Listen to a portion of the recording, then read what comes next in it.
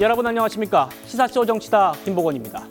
민주당 여전사 3인방 중에 추미애 전 장관이 하남 가배 전략 공천됐고요. 이현주 전 의원은 용인정에서 경선을 치르게 되면서 논란이 일고 있습니다. 험지 출마를 하겠다고 해놓고 험지가 아닌 양지에 배치됐다 이런 지적이 나오고 있는 건데요. 공천 형평성 논란 자세히 짚어보겠습니다. 한동훈 비대위원장은 잠시 뒤에 최근 민주당을 탈당한 김영주 국회 부의장과 회동을 합니다.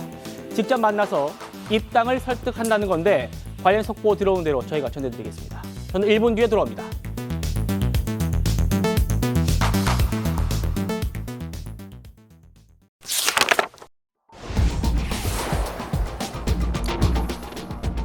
민주당이 자랑하는 여전사 3인방의 출마 지역이 드디어 확정이 됐습니다. 서울의 이곳저곳 여기서 경쟁력 조사를 했던 추미애 전 장관은요. 돌연 경기도 하남시에 전략 공천됐고 이현주 전 의원도 별로 딱히 연고도 없는 용인에서 경선을 치르게 됐습니다. 저희가 준비한 영상 먼저 보시고 어떤 포석인지 분석해드리겠습니다. 모두가 후보가 될 수는 없습니다. 경기를 하다가 질 것 같으니까 경기 안 하겠다. 이런 거 별로 그렇게 이렇게 국민들 보시기에 아름답지 않을 것입니다.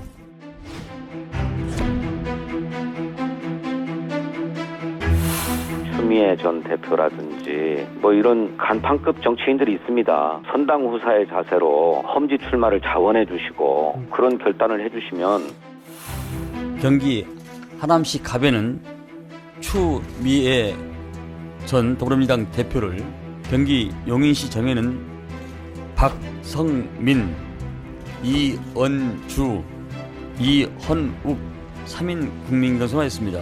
지금 상황은 많이 약간의 좀 변화가 있어서 절대적으로 유리한 지역은 아니고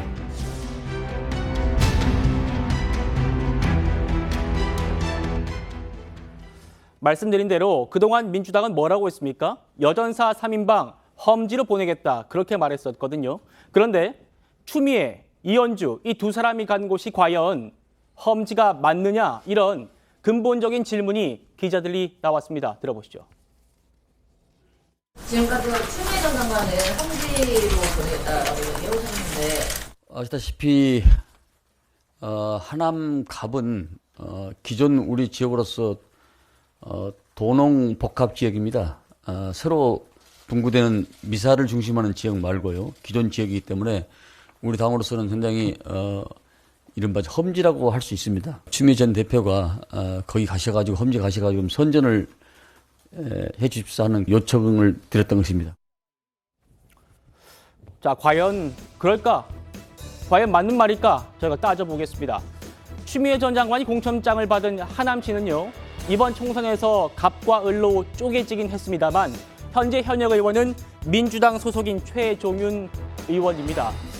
보시면 2020년 21대 총선에서 50%를 득표해서 미래통합당 후보보다 17%포인트 이상 앞서서 당선됐고요. 그리고 2년 전 20대 대선에서도 근소한 차이입니다만은 이재명 대표가 윤석열 대통령보다 표를 많이 받았던 그런 지역입니다. 최병무 의원님. 네. 민주당은 지금 분구되는 지역 중에서도 불리한 곳으로 추미애 전 장관이 간다 이렇게 주장합니다만 저희가 100번 양보해도 이곳이 험지냐 이런 질문도 나오거든요.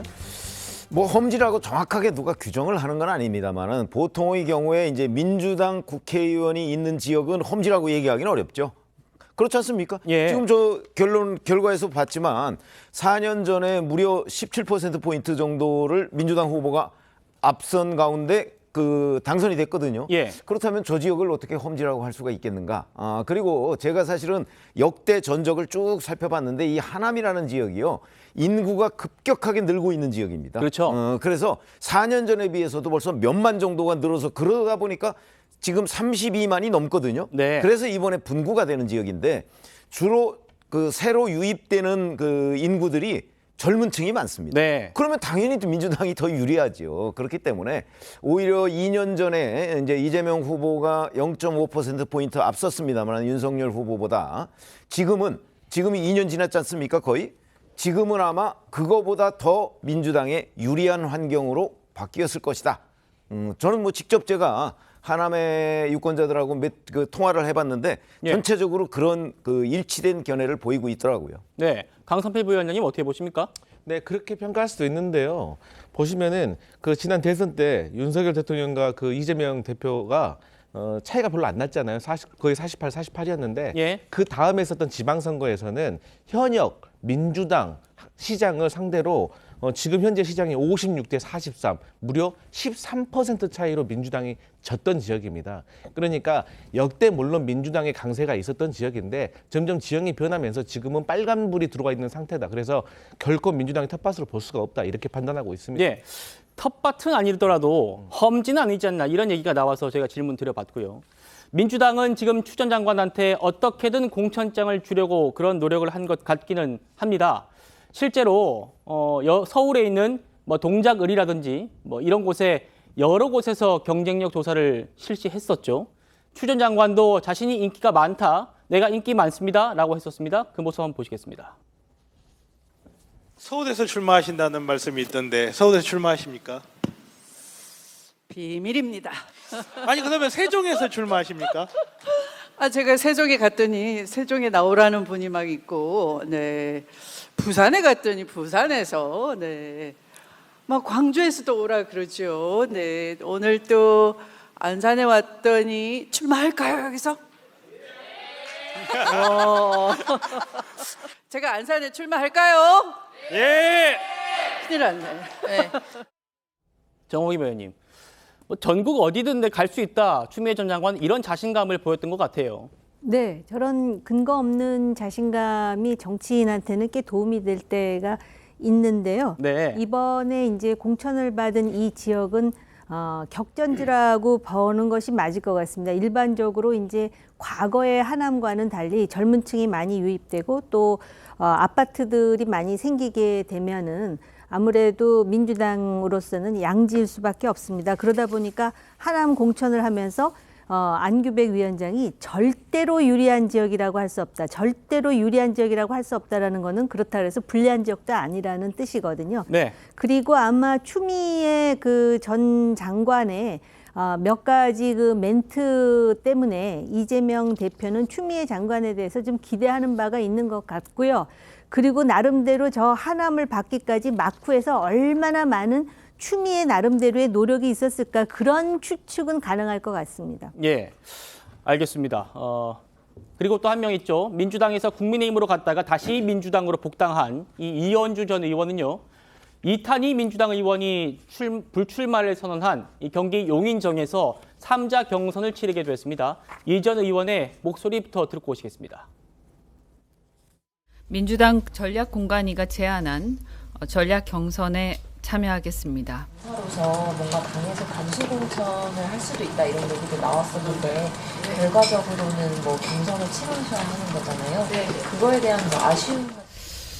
아니 그 당연히 제 입장에서는 단수를 받으면 편하겠죠. 다만 지금 당의 상황이 저는 제가 전략 경선을 수용하는 게 당에 도움이 될 거라고 생각을 합니다. 이 상황을 제가 잘 돌파를 함으로써 이게 본선에도 더 도움이 될 거라고 생각하고요. 자, 이현주 전 의원이 갑자기 이곳에 오게 되니까 이 전 의원과 경선을 치르게 된 박성민 전 비서관이요. 용인정이 철새 도래지냐 이렇게 비판을 했습니다. 저희가 직접 박 전 비서관과 통화해봤습니다. 들어보시죠. 저도 후보로서 잘 임해보려고 하는데요. 분명히 말씀드리고 싶은 것은 용인정 지역은 절대 만만한 지역도 아니고 철새처럼 왔다가 떠나갈 수 있는 지역도 아닙니다. 철새도래지가 아니고 정치적인 이해관계에 휘둘리거나 더는 상처 입혀서는 안 되는 지역이기 때문에 이 지역에 대한 이해나 애정이 얼마나 있으신지 좀 의문을 가지고 있습니다. 서정욱 변호사님, 어떻게 보셨습니까? 지금 이 전 의원의 이런 공천에 대해서 그 지역에서 준비하고 있던 의원 후보들도 반발하고 있는 거예요. 제가 보기에 한마디로 그냥 버리는 카드가 아닌가. 저는 이제 이현주 의원은요, 이재명 대표에게 그 계륵 같은 존재다. 이제 버리기는 좀 아까운데 별로 먹을 건 없는, 이걸 이제 계륵이라 하잖아요. 예. 아마 이제 그래서 저는 상당히 그 경선이 어려운 지역에 3인 경선을 붙인 게 아닌가. 저 지역은요, 저 지역은 이제 그 이재명 대표가 출마하는 지역이에요. 리틀 이재명. 예. 그냥 이재명은 아니지만 그만큼 이게 이재명 대표의 최측근 우리 옛날에 GH 합숙소 있잖아요. 예. 2402호. 그때 그 경기 주택도시공사 사장 이현욱 이분이 미리 가서 이제 그 예비 후보로 등록한 이런 상태거든요. 그렇다면 이제 그 리틀 이재명으로 불리면서 최측근인데 이런 분을 과연 이현주 의원이 경선에서 이길 수 있을까? 네. 저는 이런 상당히 의문이 들고 여기에 배치했다는 말은 물론 이제 이현우 의원이 사법 리스크는 있습니다. 2402호 때문에 수사 중에 있고 옛날에 경찰에서 구속 의견까지 검찰에 올린 적이 있어요. 따라서 이제 그런 사법 리스크는 있지만 그러나 이게 경선을 하면 제가 보기에 개딸들은 아무래도 이게 누가 이재명 대표의 측근인가 예. 이걸 알잖아요. 예. 그래서 저는 이현주 의원이 불리하다 봐요. 예. 그럼 이게 왜 개력이 됐냐? 최근에 이현주 의원의 과거 발언들을 보니 이재명 대표 보고 연상구이다 이렇게 비판한 것도 있고요. 그다음에 대장동에 관련해서 이제 조폭 사기꾼 이런 게 발언까지 있었습니다. 이런 것 때문에 아마 이재명 대표 입장에서는 이제 이현주를 추미애 장관만큼 적극적으로 공천을 주기 어려웠다. 따라서 이제 그 예선이 좀 어려운 지역으로 배치한 게 아닌가 이래 봅니다. 예. 이제 경기도 사장님을 했던 그분 얘기는 이현욱 사장 얘기는 좀 이따 한 번 더 얘기해 보도록 하고요. 지금 이 얘기를 좀 해보려고 합니다. 왜 이현주 전 의원과 추미애 전 장관 그리고 전현희 전 위원장까지 이런 여전사 3인방이 어떤 곳에 공천됐느냐 지금 그거를 얘기하고 있는데요. 박성민 전 비서관이 뭐라고 했냐면 지역구가 정치적인 이해관계에 휘둘리면 안 된다 이렇게 얘기했습니다. 이게 좀 의미심장한 얘기입니다. 전현희, 추미애, 이현주 모두 공교롭게도요. 문재인 정부 출신 인사들의 지역구에 전략 공천되거나 공천 후보로 지정이 된 겁니다. 그러니까 전현희 전 의원 같은 경우는 임종석 전 대통령 비서실장, 문재인 정부의 초대 비서실장에 이 지역구에 지금 전략 공천됐죠. 추미애 전 장관은 이곳이 경기 하남이 어떤 곳이냐면 문재인 정부의 마지막 청와대 대변인을 지냈던 박경미 전 대변인이 열심히 털을 닦았던 곳입니다. 이곳에 추 전 장관이 전략 공천된 겁니다. 그리고 방금 보신 것처럼 이현주 전 의원은 박성민 전 비서관의 문재인 정부 비서관의 이 지역의 경선 기회를 보장받게 된 겁니다. 자, 그러면 정호김 의원님, 이 여전사 3인방의 진짜 임무는 친문 밀어내기다. 이런 얘기가 지금 당내에서 나오고 있거든요. 그렇게 볼 수도 있는데요.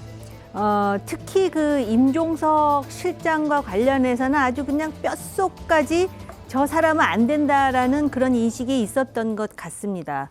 그렇기 때문에 소위 운동권 청산의 그런 테마가 아니라 오히려 지금 국민의힘에서 공천받은 윤희수 후보와 맞짱을 뜰 만한 사람을 나름대로 전략 공천한다라는 그런 취지에서 임종석을 몰아낸 것이고요.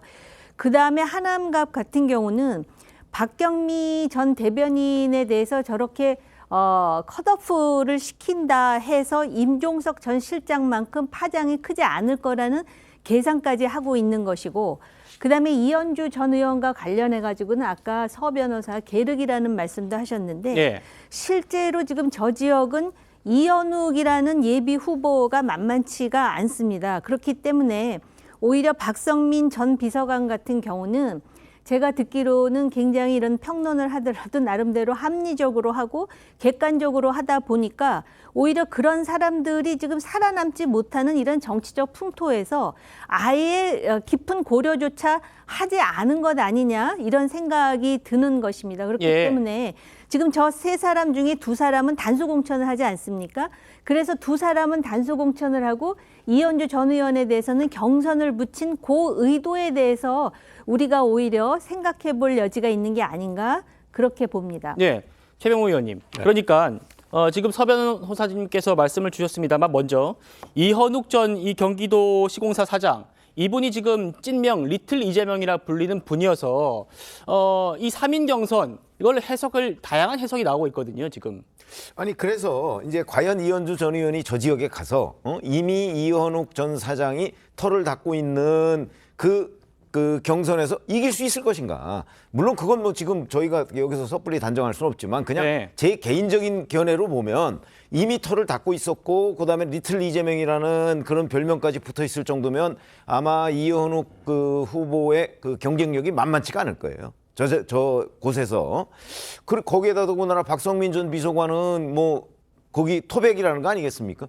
그러면 둘 다 만만치 않은 곳에 왜 하필 그 지역에 이현주 전 의원을 그 경선을 붙였을까? 네. 이제 그 의미를 생각하다 보면 그렇죠. 저도 서정욱 변호사가 얘기하셨듯이 약간은 뭐 버리는 카드 계열로 지금 판단이 됩니다.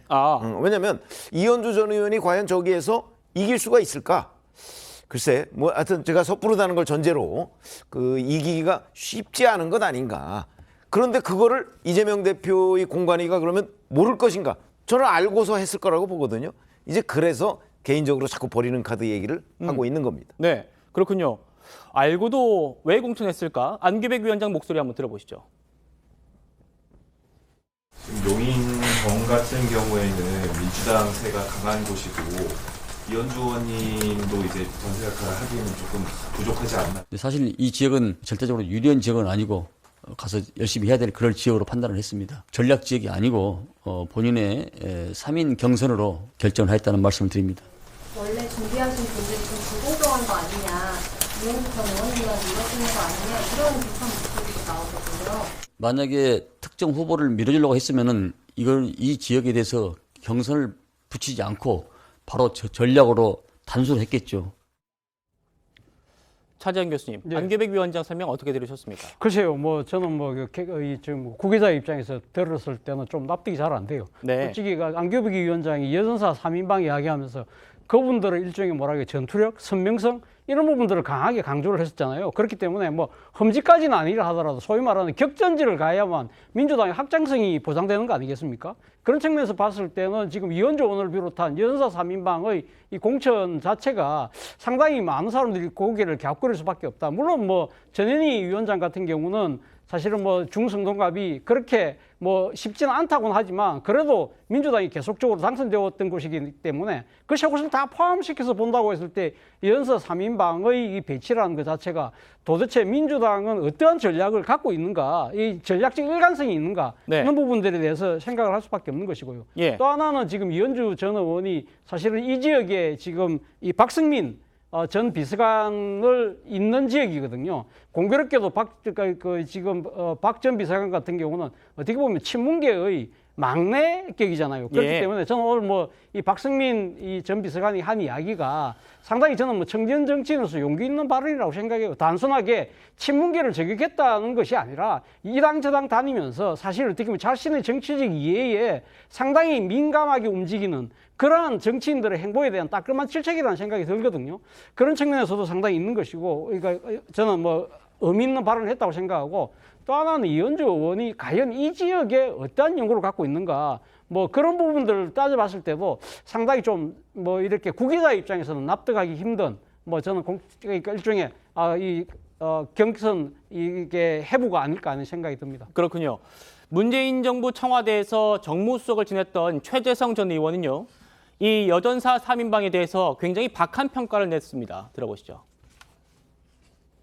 추미애 장관은 민주당 그냥 이 눈 감고도 그냥 당선되는 지역 있지 않습니까? 이런 데 말고는 격전지 정도만 넣어도 어디든지 이기기가 어려워요. 추미애 장관 같은 경우에는 민주당 지지자 외에는 확장력이 없다는 게 입증이 됐어요. 동작도 넣어보고 송파도 넣어보고 중성동갑도 넣어봤다는 거 아니에요.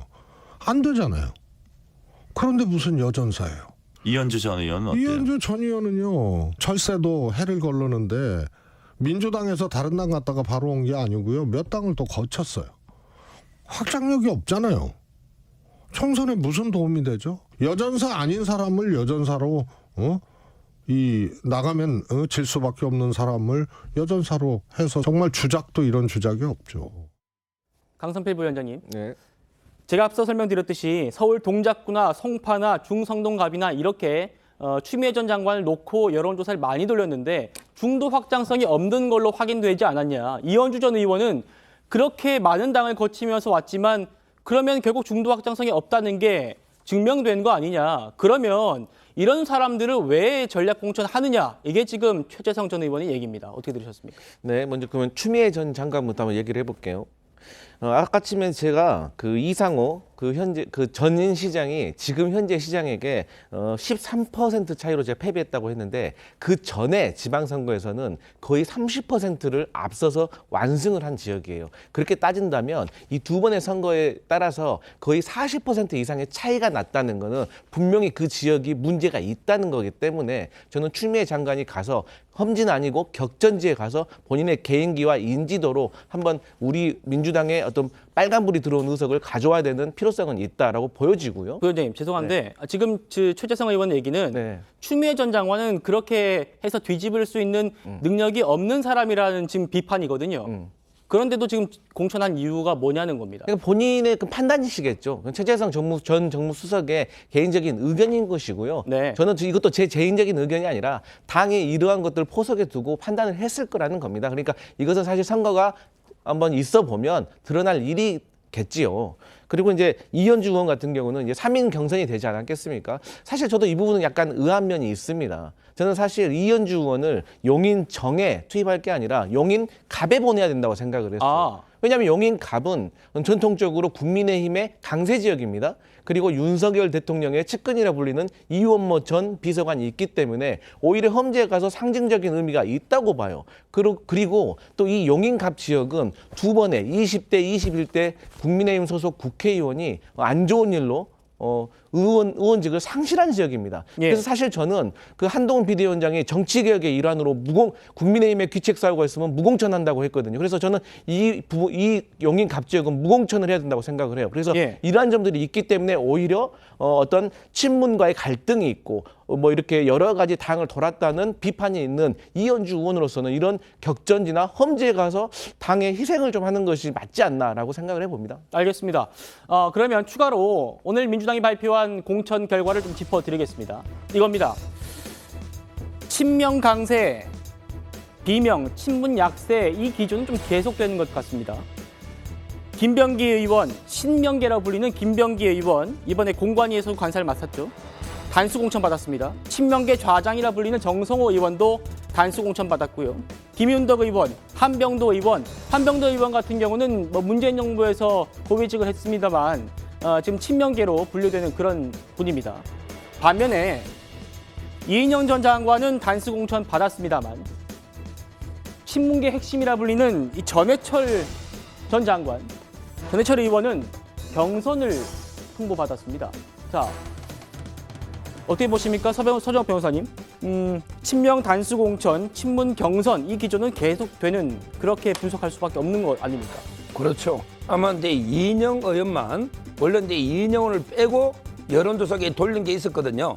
저는 이제 이인영 의원도 어떻게 될까 궁금했는데 아마 이제 저는 학살할 수는 없으니까 아마 이제 그 호준석 앵커하고 국민의힘 구로갑이 되는 거고요. 그리고 이제 저는 전해철 의원은 이제 양문석 이분은 이제 수박을 뿌리째 뽑겠다 해서 징계를 받았던 이런 분입니다. 그런데 경선의 기회를 준다? 이게 과연 공정한가? 이런 데 생각이 들고 지금 이제 당직자면서 친명은 이제 거의 단수 공천 받았잖아요. 근데 그 이계호 의원 이분만 단수됐다가 다시 이게 번복이 돼버렸죠. 맞아요. 이분 빼고는 이제 거의 다 친명은 단수고 비명은 컷오프 내지 아마 이제 경선인데 과연 전해철 의원도 커밍아웃 내가 이게 하위 20%다 말은 제가 들은 기억이 없지만 과연 이게 감점이 저는 있지 않을까 이렇게 추측을 해봅니다. 차재원 교수님. 뭐 정치를 평론하는 입장에서 보면 오늘 지금 이인영 의원과 전해철 의원의 이제 지금 공천에 관한 결정은 상당히 전략적 의도가 저는 지도 의도가 그렇습니까? 있다는 생각이 들어요. 예를 들면 지금 이인영 의원 같은 경우는 뭐 보통 친문계라고 하지만 사실은 GT계, 김건태계라고 이야기할 수 있는 거거든요. 사실 이 당내에서 이번에 김건태계의 가장 상징적인 인물은 인재근 의원 아니겠습니까? 그렇죠. 인재근 의원을 이번에 공천에서 배제하면서 사실 인재근 의원이 추천했던 유원회 전 교육부총리도 받아들이지 않았어요. 이런 상황에서 만약에 이인영 의원까지 컷오프 시킬 경우에는 말 그대로 이제는 뭐 완전히 GT계까지 들고 일어나는 그러한 상황이 되기 때문에 아마 그런 측면들 때문에 이인영 의원에 대한 좀 배려가 있지 않았을까 생각이 든다는 것이죠. 그리고 지금 전해철 의원을 아마 경선에 지금 넣었다는 이야기는 아마 지도부 입장에서는 아마 충분하게 이 지금 양문석 이 예비 후보가 충분히 이길 가능성이 높다고 판단했을 가능성이 높아요. 왜냐하면 사실은 그렇다고 한다면 뭐 굳이 그러면 그 바로 컷오프 시킬 경우에는 전해철 의원까지 이 같이 친문계와 이 공동보조를 취하면서 탈당할 경우에는 상당한 당의 부담이 클 수밖에 없잖아요. 예. 만약에 경선으로 만약에 그러니까 배치를 할 경우에는 설사 그 경선이 진다 하더라도 단독적으로 튀어나갈 수 없다는 것이죠. 이러한 정치적 고려가 있다는 생각이 들고요. 또 한편으로 보면 지금 비문계들 지금 지도부들이 거의 다 지금 거의 단수 공천을 받았잖아요. 오늘 보면. 그렇다고 한다면 이재명 대표가 이번에 하위 컷오프 20% 명단 발표됐을 때 거기 나도 아끼는 사람이 있다고 아끼는 사람이 포함되어 있다고 하는데 그때 많은 사람들이 생각했을 땐 딴 사람은 아니라도 지도부에 소위 말해 친명계 한두 명은 들어가지 않을까라고 했는데 지금 그분들이 한 명도 지금 안 들어갔다는 거죠. 예. 그렇다고 하면 도대체 아끼는 사람은 안민석과 변재일 의원인가? 많은 사람들이 고개를 갸웃거릴 것 같아요. 예.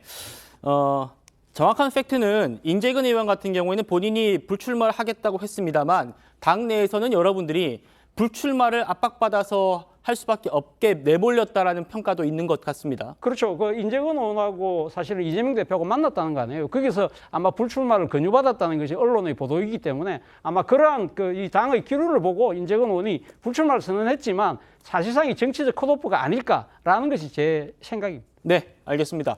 자, 이렇게 친명계 후보들은 대거 단수 공천을 받고 비명계는 컷오프 되거나 경선으로 내몰리는 이런 상황.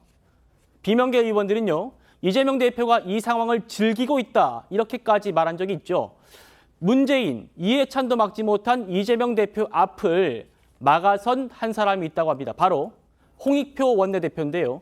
특히 친문 좌장인 홍영표 의원이 컷오프된 건 매우 부적절했다 이렇게 공개적으로 이재명 대표를 향해 문제를 제기했다고 합니다. 최병무 의원님, 네. 홍영표 의원 얘기는 이겁니다. 하위 20% 감산을 받더라도 나는 경선을 끝까지 해보겠다라고 했는데 굳이 이런 사람을 컷오프 시켜야 했냐 이거거든요. 그렇죠. 아니 그 부분에 관해서는 안규백 전략공관위원장도 설명을 제대로 못하고 있어요. 그러니까 무슨 얘기냐면 자 홍영표 의원이 거기서 그 상당히 그 다른 후보들에 비해서 앞서가는 것 아니냐. 그러니까 경쟁력이 있는 것 아니냐라고 했을 때 그 경쟁력을 거의 안규백 위원장이 인정을 했거든요. 저 그렇게 따지면 경쟁력 있는 후보를 그 컷오프 시키는 이유가 무엇이냐에 대해서 지금 안규백 위원장이 설명을 못하고 있다는 거죠. 그렇게 본다면 홍익표 원내대표가 당연히 이거는 문제가 있다라고 얘기를 할 거고요. 근데 그 지역도 사실은 홍영표 의원을 배제한 여론조사가 한번 나온 적이 있어요. 네. 그러니까 그때부터 이재명 대표가 그러면 홍영표 의원을 배제하기 위해서 이런저런 여러 가지의 계획을 세웠던 것이 아닌가 이렇게 판단이 되고요. 그런데 아직도 그러면 왜 이재명 대표가 홍영표 의원을 배제했느냐 이런 부분은 글쎄 거기에 이제 뭐 박선원 전 국정원 차장이나 아니면 이동주 비례대표 의원이나 이 사람들 경선을 하잖아요. 그 두 사람만 놓고 경선을 하거든요. 그 사람들을 거기에 내리꽂기 위해서 홍영표 의원을 배제했을까? 뭐 이런저런 의문이 드는데 네. 누구도 지금 설명을 못 하고 있기 때문에 바로 민주당의 투톱이라는 홍익표 원내대표도 바로 그 대표한테 그 부분에 관해서 문제 제기를 하고 있는 것이 아닌가 이렇게 판단이 됩니다. 네, 이런 홍 원내대표의 반기에 대해서 이재명 대표는 뭐 어떤 반응을 안 하는 대신에 공천은 투명하게 잘 이루어지고 있다 이렇게 말을 했습니다. 두 사람의 얘기 한번 직접 들어보시죠. 전략공관위 결정이 부적절했다고 저는 보는데요. 그리고 홍영표 의원께서는 경선만 하면 탈당하지 않겠다는 입장을 저한테 밝혀왔어요. 그리고 저도 공관위 측에 전달을 했고 그런데 그럼에도 불구하고 이걸 컷오프를 시켰거든요. 그래서 저는 이거는 도대체 어떤 정무적 판단인지 모르겠어요. 배제한 이유에 대해서는 정확한 설명은 있었습니까? 그런 설명을 듣지 못했습니다. 민주당 공관위에서는 여러 가지 요소들을 복합적으로 검토해서 시스템에 따라 공정하고 투명하게 후보자들을 가려내고 있습니다. 저로서는 지금까지 충분하게 경쟁을 보장하고 우리 공관위에서 잘 해왔다고 생각합니다. 그 판단을 존중합니다.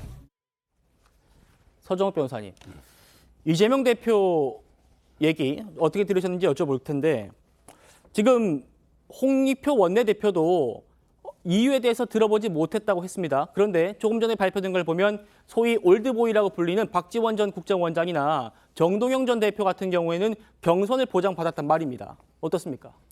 뭐 저는 도저히 납득이 안 되는 게 세수는 이제 그 세부대에 담아야 된다고 했잖아요. 그러면 이제 박지원, 정동영 이분이 세술입니까? 제가 보기에 세술이 아닙니다. 그다음에 장강의 뒷물결이 앞물결을 밀어낸다 했는데 과연 이 두 분이 장강의 그 뒷물결입니까? 제가 보기에 그래 안 보입니다. 이 말은 이거는 결국 이거는 사천이에요. 왜냐하면 정동영 후보는요. 이재명 대표가 이제 정치 입문할 때 그 계보였죠. 멘토입니다. 정청래하고 이제 그 정동영과 통하는 사람들 그 계보예요. 그 김인섭 씨가 소개시켰다는 말도 있습니다. 따라서 이제 저는 사적인 어떤 관계 때문에 정동영 이분한테 기회를 준 게 아닌가 이런 생각이 들고. 네, 그건 확인된 건 아닌 정보죠. 예, 그런 소문이 있었죠. 예. 그다음에 그 박지원 원장은요. 근데 다만 이제 이거는 있죠. 여론조사가 이제 상당히 박지원 후보한테 잘 놓은 거는 맞아요. 그렇지만 이게 물갈이는 필요한 거 아니겠습니까? 당선 가능성만 보고 다 한 건 아니잖아요. 따라서는 이 두 분을 기회를 줌으로써 이제까지 민주당이 항상 세수는 세부대 이런 이제 그 쇄신 이거는 이제 의심을 받을 수밖에 없다 이래 봅니다. 예, 강상필 부위원장님, 저는 뭐 박지원 전 대표나 정동영 전 대표를 어떤 후보 자체의 경쟁력을 얘기하는 건 아니고요. 이분들은 경선 기회를 보장받았는데 홍익표 원내대표까지 홍영표 의원이 배제된 컷오프된 이유를 듣지 못했다. 그런 절차적인 문제에 대해서 좀 질문 드리고 싶은 거예요. 네, 일단 그 홍영표 의원하고요, 이 정동영, 박지원 전 의원은 좀 상황이 많이 다릅니다. 어떤 상황이 있냐면 홍영표 의원 같은 경우는 수도권이기 때문에 무소속이라든가 신당으로 출마를 하잖아요. 당선 가능성이 없어요. 그럼에도 불구하고 출마를 하게 되면 민주당을 떨어뜨리기 위해서 출마했다는 비난을 받게 됩니다. 그 수도권과 호남이라는 지역의 차이가 있다는 맞습니다. 말씀이죠? 그런데 정동영 전 의원이나 박지원 전 의원은 이분들은 경선도 안 시켜주면 무소속으로 나갈 수도 있는 분들이에요. 그런데 어차피 이분들은 무소속으로 나가도 호남이기 때문에 당선될 수가 있거든요. 그래서 이런 것들을 전략적으로 당해서 판단을 한 것 같다. 그렇게 보고 있습니다. 알겠습니다. 근데 홍영표 전 의원도 만약에 거기서 출마할 경우에 당선이 안 될 것이다 이렇게 우리가 단언할 수는 없죠. 뭐 예를 들어서 이제 지금 각종 여론조사를 종합해 보면 뭐 박지원 전 원장의 경쟁력에 대해서는 우리가 뭐 인정할 부분이 있는데, 근데 이제 연세가 워낙 많단 말이죠. 80이 넘었잖아요. 이제 그런 부분이 아마 그 수도권 전체의 판세에도 저는 영향을 줄 수 있을 거라고 봅니다. 지금 80이 넘은 분을 공천한 데 대해서 글쎄 뭐 여론이 그렇게 호의적일까요? 그 지역을 빼놓고서는 아마 호의적이지 않을 거라고 저는 판단이 되고, 그다음에 정동영 전 의장의 경우에는 뭐 그 지역에서 무소속으로 출마했을 경우에 당선된다는 보장이 없는 걸로 제가 알고 있어요. 홍영표 의원 글쎄요, 인천 부평에서 뭐 지금 내리 4선을 했습니다. 그렇기 때문에 자 지금 거기에 뭐 신인들이 지금 이제 경선을 하는데 그 사람들이 민주당 공천을 받는다고 해서 홍영표 의원은 무조건 거기서 낙선할 것이다. 글쎄 그렇게 예단하기에는 좀 무리다 저는 이렇게 봅니다. 알겠습니다. 자, 이런 뭐 개파 공천 사천이다 이런 논란에 대해서 이명백 공천관리위원장, 이분이 민주당 공천을 책임지는 분입니다. 여기에 대해서 이렇게 말했습니다. 들어보시죠.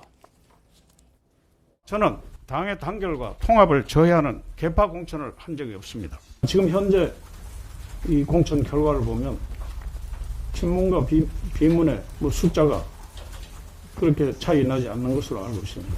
후보들의 개인적 그 역량과 능력 그리고 그 도덕성 어떤 여기에 초점을 맞추어서 공천했기 때문에 이러한 결과가 나오지 않았느냐 이런 생각이 듭니다.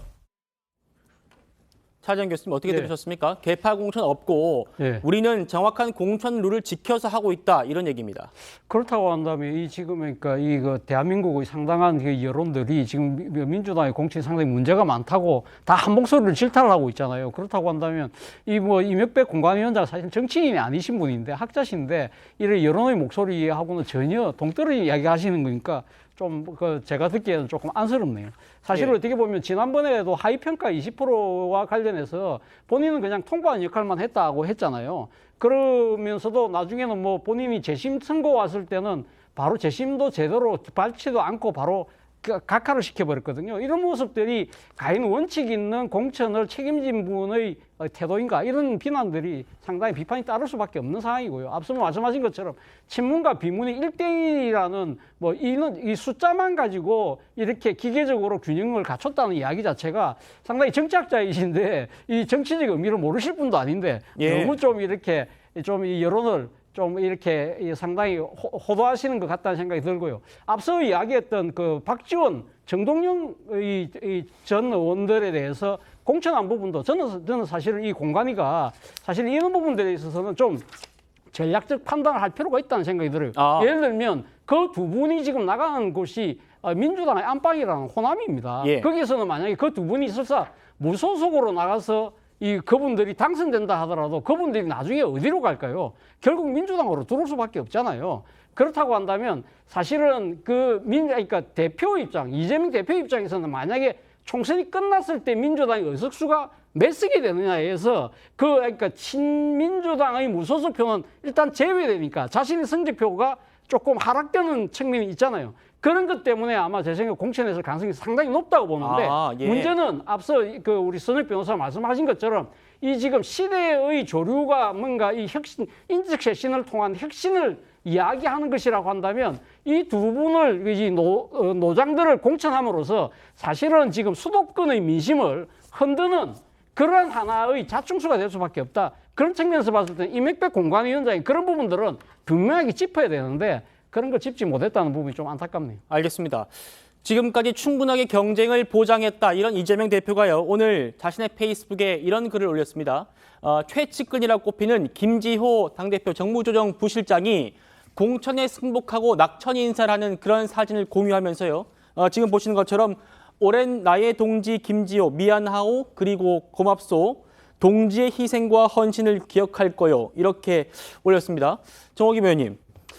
마치 독립투사의 얘기 같은 그런 느낌도 받고요. 어떻게 좀 보셨습니까? 이재명 대표의 저 글을요. 지금 시스템 공천을 천명했지만은 이 공천 파장으로 명문 정당은커녕 문명 충돌이 일어나고 있는 상황에서 사후 수습을 하느라고 굉장히 바쁘지 않습니까?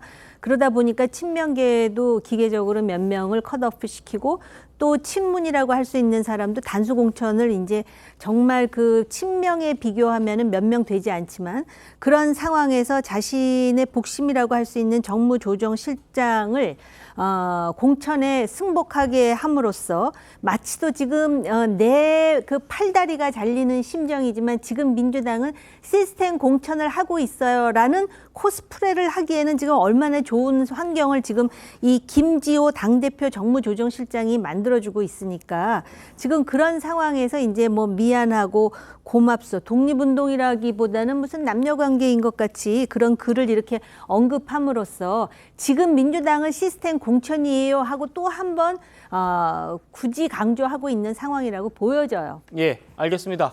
민주당 공천 논란 여기까지 다뤄보고요. 저희는 다음 주제로 넘어가 보도록 하겠습니다.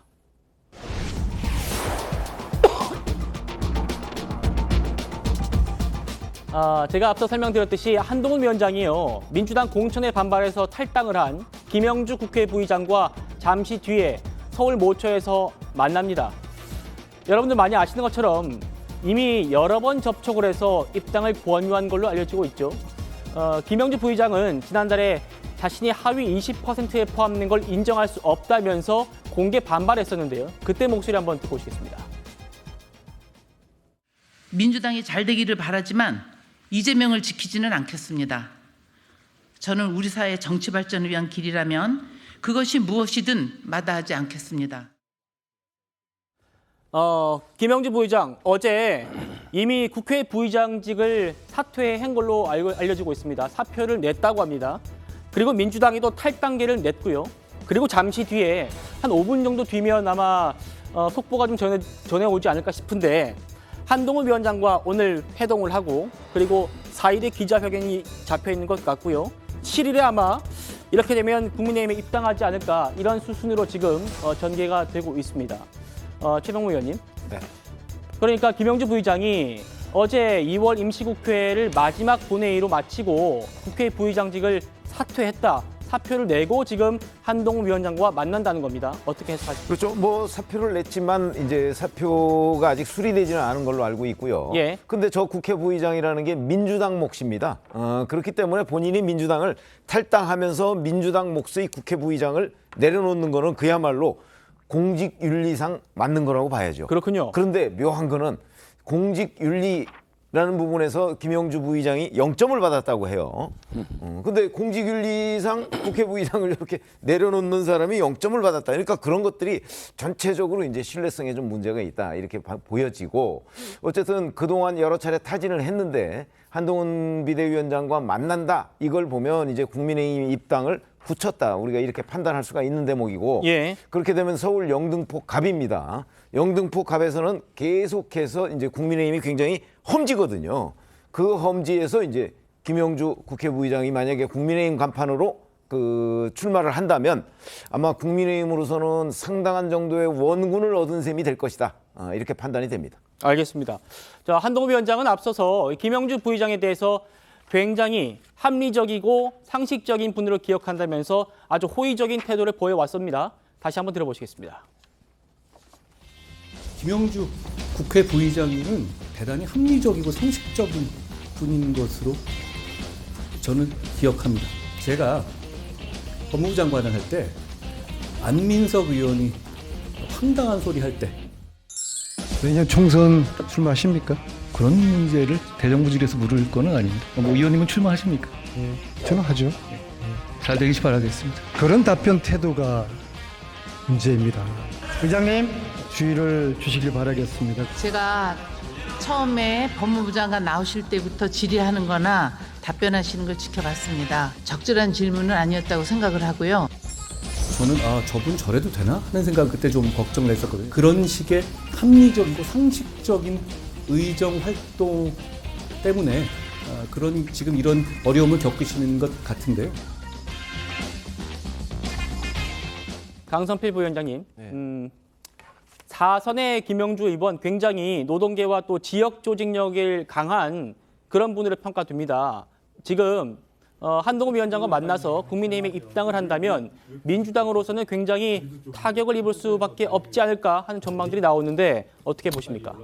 네, 저는 사실 선거에서의 유불리를 떠나서 개인적으로 김영주 전 국회 부의장에게 실망스럽습니다.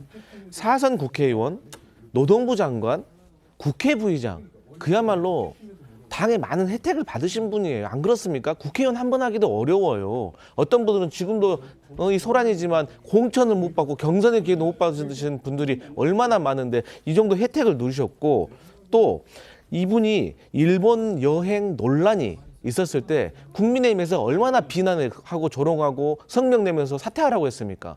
그런데 이제 와서 한석 하나 가져오겠다고 또 노동부 장관이면은 이 보수정당과 진보정당의 가장 큰 차이 중에 하나가 그 분야 중에 하나가 노동이에요. 그런데 국민의힘은 그런 거 다 이제 아랑곳하지 않고 무조건 선거에서 이기는 공천만 하면 됩니까? 저는 좀 상도이가 아니라고 봅니다. 예. 서병, 예, 반론 있으신가요? 예. 일방적으로 김영주 의원만 비난할 문제가 저는 아니라 봐요. 우리 적진에서 넘어온 장수가 대활약하는 게 많아요. 초안제의 그 한신 장군 있잖아요. 한신. 이분도 이제 항우가 안 쓰니까 유방진영으로 간 거예요.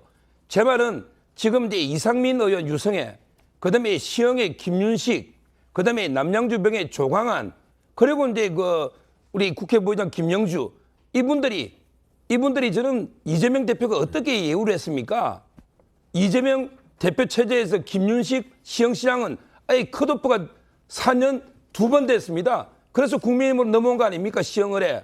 그다음에 조광안 남양주병시장도 이재명 대표하고 대립하다가 넘어온 거 아닙니까? 예. 저는 김영주도 마찬가지예요. 누린 것도 있겠죠. 그렇지만 어떻게 했습니까? 채점을 0점을 주지 않습니까?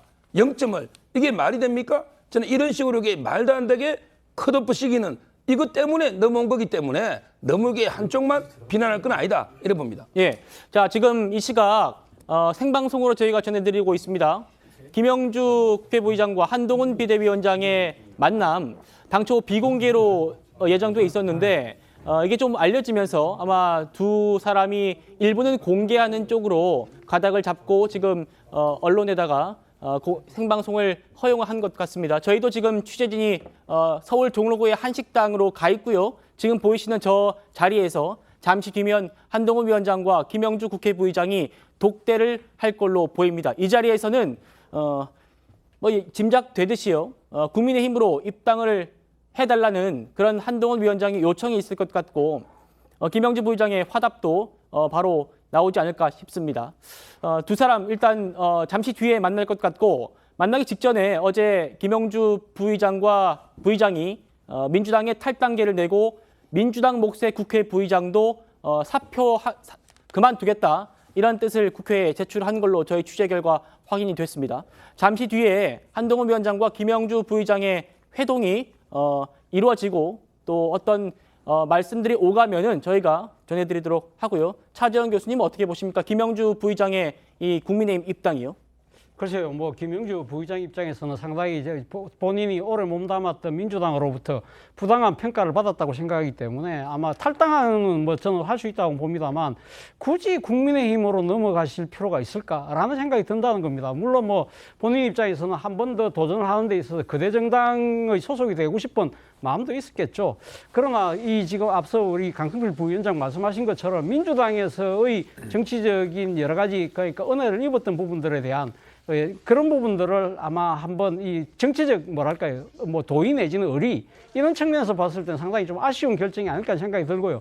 저는 국민의힘의 입장에서도 저는 좀 비판받을 좀 대목이 있다는 생각이 들어요. 예. 과거 이 여소야대 국면에서 과거 권위주의 선거 시절에서 민주화 초기만 하더라도 사실은 의원 빼가기가 상당히 많았거든요. 여당의 그러니까 의원 빼가기가 많았는데 지금 아까 서정욱 변호사님 말씀하신 것처럼 지금 국민의힘이 사실상의 뭐 지금 그 야당의 낙천자들 중심으로 해서 이삭죽기가 일종의 과거의 의원 빼가기를 해상시킬 만큼 상당한 뭐랄까요. 그러니까 오직 우리가 정치적인 도움만 된다고 생각하면 마구잡이로 잡아들이는 듯한 그러니까 걷어들이는 듯한 모습. 그런 부분들이 소위 말해서 정치적인 견해와 신념을 같이 하는 집단을 통해서 정권을 쟁취한다는 일종의 정당의 목적하고 봤을 때는 좀 맞지 않지 않나. 이런 부분들이 과연 이 중도 무당층들이 투표를 할 때 국민의힘의 이러한 그 행보들을 어떻게 평가할까? 저는 사실은 조금 고개가 갸웃거려집니다. 알겠습니다. 한 위원장과 김영주 부의장의 만남이 당초 저희가 취재하기로는 6시쯤에부터 시작할 걸로 파악을 했는데 잠시 좀 늦어지는 것 같습니다. 저희가 예정했던 그런 진행을 해보고요. 한 위원장과 김영주 부의장이 만나면 다시 한번 연결해서 속보를 전해드리도록 하겠습니다. 저희는 다음 주제로 넘어갑니다.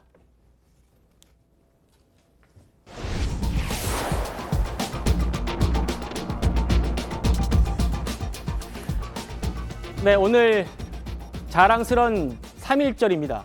3.1절 맞아서 유관순 기념관에서요 105주년 기념식이 열렸는데 이 자리에서 윤석열 대통령과 한동훈 위원장, 이재명 대표가 만났습니다.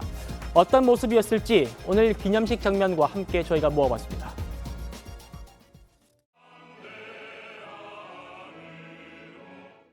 부탁드리겠고요.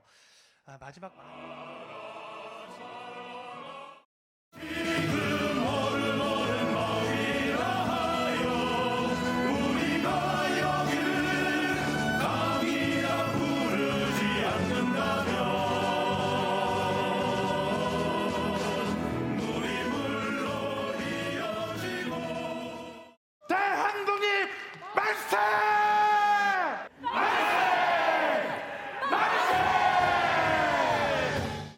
이제 우리는 모든 국민의 주인인 자유로운 통일 한반도를 향해 나아가야 합니다.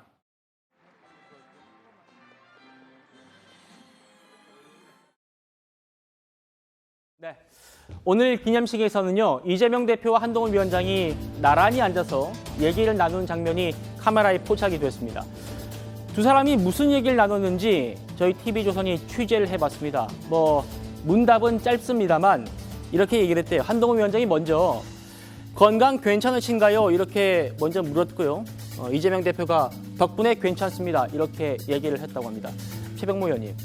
두 사람이 최근에 굉장히 날선 비판을 서로 해가지고 실제로 만나면 어떨지 궁금했는데 생각보다 분위기는 좀 나쁘지 않아 보였습니다. 그렇죠. 아니 오늘 뭐 3.1절이라는 그 경사스러운 날, 그 경축식 뭐 이런 것도 있었고요. 그다음에 오래간만에 만났고 더군다나 카메라가 있는 상황에서 둘이 같이 있는 거잖아요. 그 이제 이 기자들 흔히 봤을 때 카메라가 있는 상황에서 둘이 같이 있으면 저렇게 화기애애해요. 이제 카메라가 치우고 나서는 문제가 되는 거죠. 늘 그런 경우를 저희가 참 많이 봐왔는데 그 아마 뭐 저 자리에서는 저렇게 얘기를 했지만 그리고 돌아서면 이제 또다시 그 총선을 앞둔 양당 대표 간의 어떤 격돌 이런 국면을 보게 될 것이다. 그래서 저는 뭐 저런 것들이 저런 장면들이 뭐 전혀 이상하게 느껴지지 않는다 이렇게 판단이 됩니다. 네, 정옥희 의원님 어떻게 보셨습니까? 얼마나 서먹서먹했으면 건강 괜찮으냐는 말을 하고 또 덕분에 괜찮다고 하면서 아마 속으로는 많은 대화를 했겠죠. 예. 제가 표현은 할 수 없겠지만 지금 전쟁 중 아닙니까? 그런데 마치 또 그냥 지나가다 식사하셨어요 정도의 지금 문답을 한 게 아닌가 그런 생각이 들고 대화는 좀 더 필요할 것 같습니다. 이 대한민국 사회의 어떤 미래라는 점에서는 그렇습니다. 네, 알겠습니다.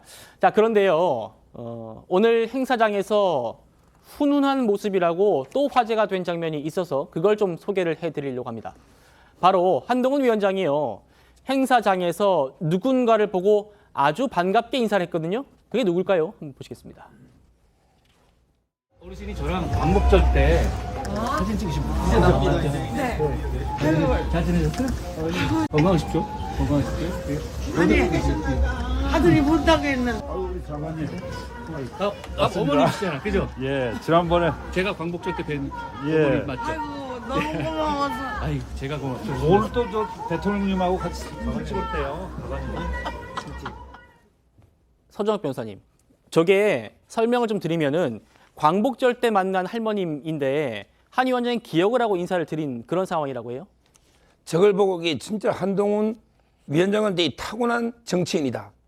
저는 이제 안면 인식 장애가 좀 있어서 잘 못 알아보는데 그런 정치인이 많아요.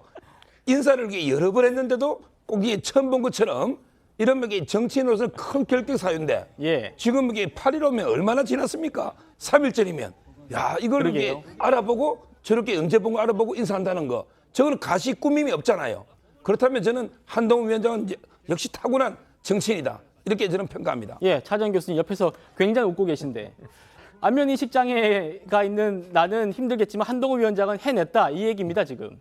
뭐 서정욱 변호사님 뭐 그런 그 개인적인 그런 걸 비춰서 그런 말씀하시는 게 너무 좀 재밌었어요. 제가 웃었습니다만 한동훈 비대위원장이 사실 어떻게 그 여의도 정치 문법을 잘 모른다. 그 정치에 대한 경험이 없다고 많은 사람들이 이야기하면서 상당히 그러니까 비대위원장으로 취임할 때마다 상당히 오래가 있었잖아요. 근데 이런 부분들을 상당히 한순간에 불식을 시키고 이런 부분들이 상당히 오랫동안 학습이 되어 온 것처럼 마치 그런 것들이 상당히 체화되어 있는 것처럼 보이는 모습들은 뭐 저런 부분들은 사실 이렇게 많은 분들을 스쳐가면서 지나가면서 자신의 인상에 아주 깊게 남았던 분들을 저렇게 따뜻하게 맞아주는 부분 이런 부분들은 사실 뭐 이 대중정치인으로서는 어떻게 보면 필수적인 요소인데 그런 부분들을 잘 갖추고 있는 것 같다 정도만 평가만 하겠습니다. 알겠습니다. 한쪽에서 이런 훈훈한 모습도 있었지만요. 다른 쪽에서는 정말 황당한 일도 있었습니다.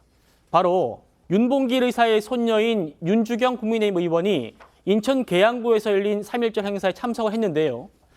참배를 하려고 하니까 민주당 소속의 구청장이 제지를 한 겁니다. 말보다 영상으로 한번 직접 보시겠습니다.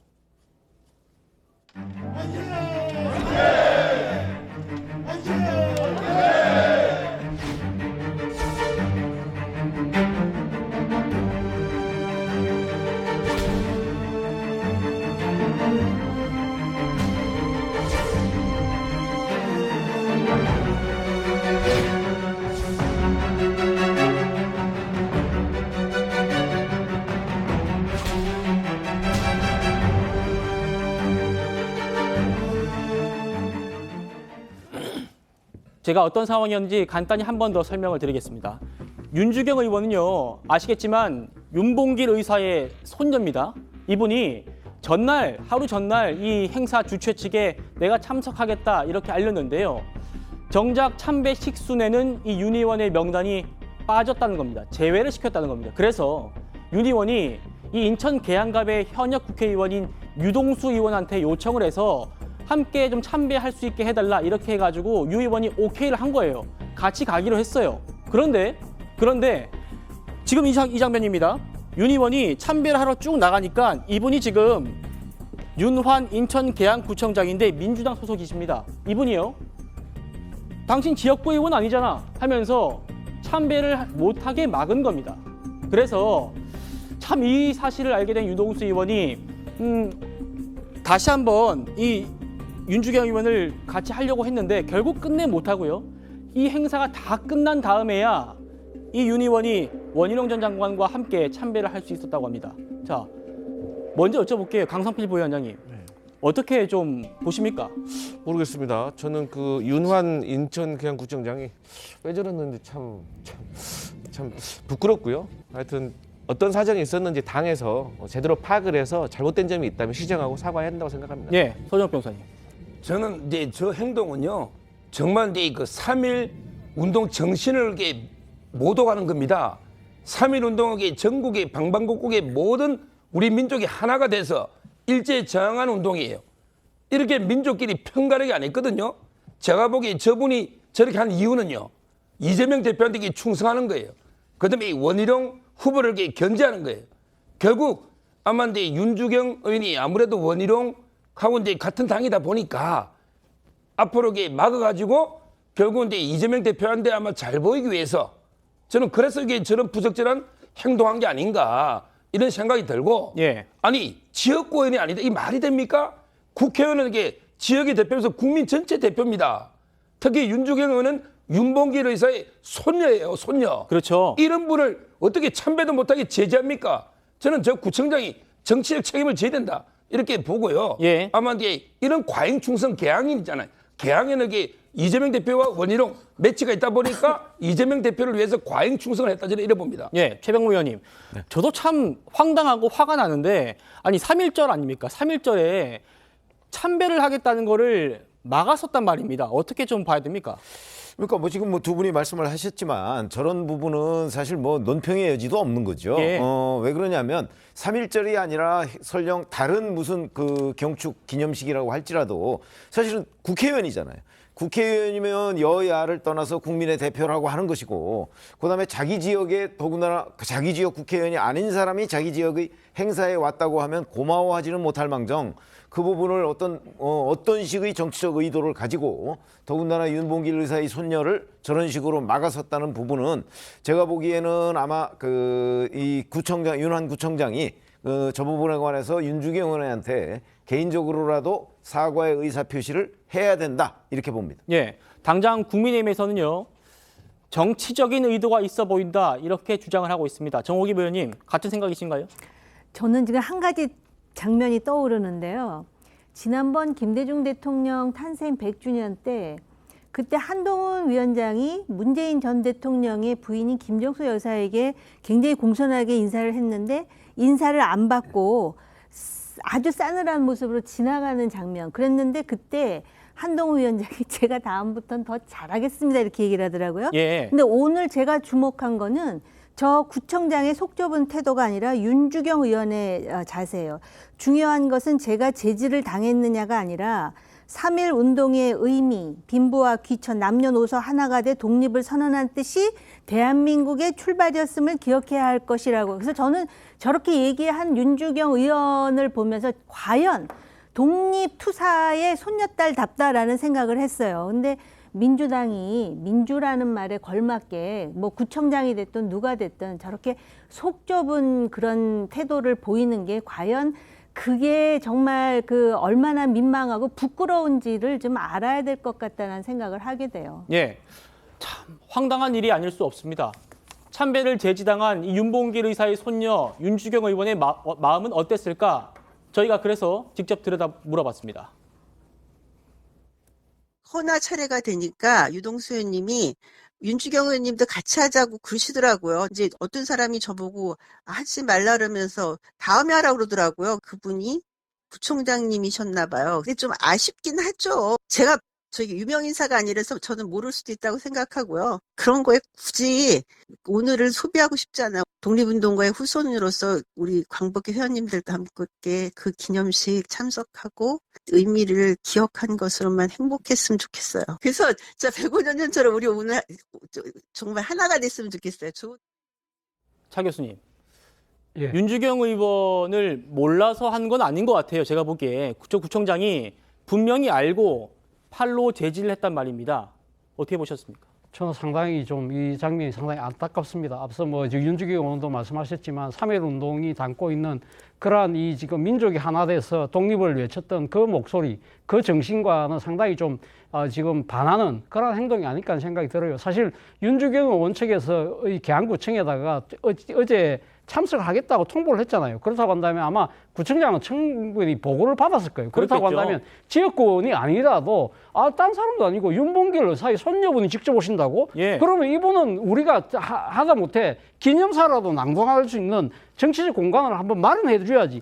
이 정도의 생각을 해야 되는 것이죠. 예. 그것은 그러니까 당리당략을 떠나서 3.1 운동이 갖고 있는 이 고귀한 정신을 헌양하는 하나의 기념일이잖아요. 그 목적을 충실해야 되는데 그런 부분들이 전혀 없었다. 저는 뭐 윤한구 청장이 상당히 그러니까 지금 이 독립 유공자뿐만 아니라 전 국민에게 백배 사죄해야 된다는 생각이 듭니다. 전 국민에게 100배 사죄해야 한다.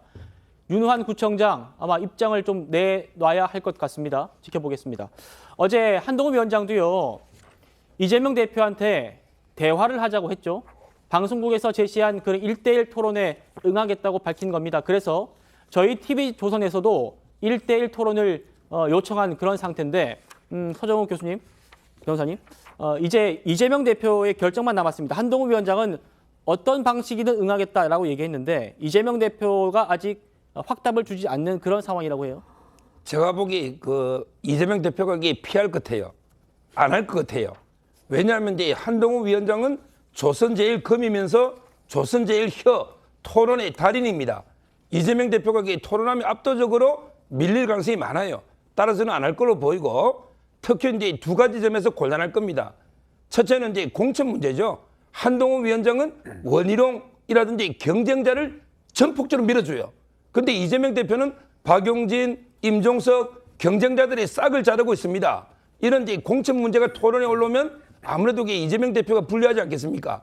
그리고 한동훈 위원장은 이제 그 과실을 누리지 않아요. 이 말은 불출마를 선언했습니다. 예. 근데 이재명 대표 불출마할 수 있습니까? 지금 아직 출마하고 안 하고는 자유입니다. 자기가 출마하고 안 하고 자유예요. 근데 아직까지 출마 여부를 안 밝히고 있습니다. 저는 이런 부분에 방탄 때문에 이 대표 출마한 거 아니냐. 이게 토론의 주제가 되면 본전을 못 찾아요. 결국 이재명 대표는 토론을 저는 피할 것이다. 이렇게 예측이 됩니다. 그러니까요. 최 의원님, 저희 구자룡 비대위원 이렇게 얘기했습니다. 이재명 대표가 법인카드 유용 혐의에 대해서 입장을 표명하는 걸 회피할 수밖에 없기 때문에 토론을 피할 거다. 어떻게 들으셨습니까? 저는 좀 생각이 다른데 그래서 피하는 게 아니고요. 이재명 대표의 생각은 이번 총선이 윤석열 정부에 대한 심판이 돼야 한다고 생각을 해요. 그렇죠? 윤석열, 이재명 구도가 돼야 된다고 본다고요. 그런데 지금 한동훈 비대위원장이 중간에 끼어들어서 이번 선거 판도를 한동훈 대 이재명 구도로 가져가려고 하는데 이재명 대표가 동의할 수가 있을까요? 동의 못하죠. 그러니까 이런 걸 만약에 토론을 자기가 한동훈 비대위원장과 이재명 대표 간의 이 투샷으로 이렇게 사진이 잡히면 그게 일반 유권자들로서는 이재명 대 한동훈 구도라는 연상을 하게 될 거라고요. 그런 장면을 이재명 대표가 저는 만들 이유가 없다고 생각을 합니다. 물론 토론이 실제 이루어졌을 때 뭐 이런저런 여러 가지의 이제 관점의 차이가 있을 수 있겠지만 이재명 대표가 기본적으로 한동훈 위원장과의 토론을 하지 않으려고 하는 거는 그 구도를 만들지 않는 거죠. 그렇기 때문에 아마 이재명 대표 쪽이나 이런 데서 반응을 안 할 가능성이 높고 반응을 하더라도 윤석열 대통령과의 무슨 영수회담 이런 쪽으로 반응을 할 가능성이 대단히 높다고 봅니다. 예, 알겠습니다. 저희가 지금 화면으로 김영주 국회 부의장이 한동훈 위원장과 만나러 오는 먼저 도착한 모습을 지금 보여드리고 있습니다. 잠시 뒤에 한동훈 위원장이 도착을 하면 두 사람이 만나게 되면 어떤 모두 발언이 있을 것 같고 그 장면도 저희가 보내드리고 두 사람의 만남에서 어떤 말이 오갔는지 이것도 취재를 해서 전해드리도록 하겠습니다. 일단은 지금 김영주 국회 부의장이 먼저 도착을 해서 지금 그 전에 와 있던 그런 관계자들에게 인사를 하고 악수를 나눈 그런 모습 보실 수 있고요. 잠시 뒤에 한동훈 위원장이 도착을 하는 대로 저희가 또 그 모습은 보여드리도록 하겠습니다. 강성필 부위원장님 계속 이어가 보도록 하죠. 한동훈 위원장이 이재명 대표와 1대1 토론을 언제든지 난 받겠다라고 했는데 이재명 대표는 아까 최 의원님 말씀대로 뭐 이건 윤석열 대 이재명의 구도로 갈 수도 있고 가는 걸 막기 위해서 한동훈 위원장과의 그런 걸 피할 수도 있는데 구자룡 위원은 이렇게 얘기했습니다. 법카 유용 의혹을 좀 이런 게 좀 커지는 게 좀 부담스럽겠지 않겠냐? 어떻게 좀 보십니까? 그 한동훈 비대위원장을 조선제일검이라고 하잖아요. 그거는요, 검사할 때, 수사하고 기소할 때 하는 거고요. 이 토론은 말싸움이 아니에요. 이 토론이라는 건요, 자신이 평소에 가지고 있던 정책, 철학 이런 것들을 설득하고 주장하는 거고 그것을 국민들이 평가하는 거예요. 이재명 그 대표 같은 경우는 시장을 했고 도지사를 했기 때문에 어떤 교육, 어떤 복지, 문화, 체육, 어떤 사회적인 전반에 있어서 예산을 짜고 편성을 해보고 고민을 해본 분이기 때문에 저는 분명히 한동훈 비대위원장을 압도할 것이다 그렇게 보고 있습니다. 예. 자, 지금 저희가 한 번 더 보여드리는데요. 김영주, 예, 지금 들어왔네요. 한동훈 위원장이 도착을 했고, 네, 저희가 생방송으로 전해드리기 때문에 현장음도 열려 있습니다. 직접 한번 들어보시죠. 세태 입고 올래다가 그래서 걱정될 뻔했는데. 오전에 근데 3일째 행사에는 네, 저는 안 갔습니다. 부장님 가시는 데는 부장이 안 가요. 원래. 저 이제 빠지겠습니다. 그만하는 거니까요. 시작하겠습니다. 감사합니다. 식사 들어가려고. 감사합니다. 고맙습니다. 나가겠습니다. 네, 지금 한동훈 위원장과 김영주 부의장이 만났습니다. 서울 종로의 한 식당에서 만났는데 일단 가벼운 인사를 했고요. 저희 자세한 내용은 일단 지금 이후 상황은 비공개로 진행한다고 하니까 저희가 취재가 되는 대로 두 사람의 회담 내용을 전해드리도록 하겠습니다. 계속해서 이어가 보도록 하죠. 차재원 교수님, 예. 어떻습니까? 이재명 대표가 받을 걸로 보세요? 한동훈 위원장과 1대1 토론 못 받을 걸로 보세요? 안 받을 걸로 보세요? 일단 지금 언론 보도를 보니까 민주당에서는 좀 이번 이게 토론이 성사되는 과정에서의 문제점을 지적하지만 굳이 피할 필요는 없다는 입장인 것 같아요. 예를 들면 지금 여러 방송사에서 아마 한동훈 비대위원장에게 먼저 요청을 해서 한동훈 위원장의 허락을 득하고 난 뒤에 아마 민주당 쪽에다가 문의를 하려고 생각을 했던 것 같아요. 그러니까 민주당 입장에서는 상당히 좀 이제 정치적으로 자존심 상할 수밖에 없는 그런 상황이라서 지금 마치 회피하는 것처럼 비친 것으로 보입니다만 이재명 대표도 뭐 굳이 이 토론회를 마다할 이유는 저는 없다는 생각이 듭니다. 물론 앞서 말씀하신 것처럼 윤석열 정권 심판이기 때문에 윤 대통령과의 대립각을 세우는 것이 필요하지만 사실 현실적으로 그것이 지금 여당의 비대위원장이 한동훈 비대위원장이라고 한다면 1대1 토론을 뭐 야당의 대표로서는 마다할 이유가 없다는 생각이 들고요. 그리고 또 한동훈 비대위원장 입장에서는 지금 이재명 대표의 껄끄러운 여러 가지 사법 리스크를 거론한다고 하지만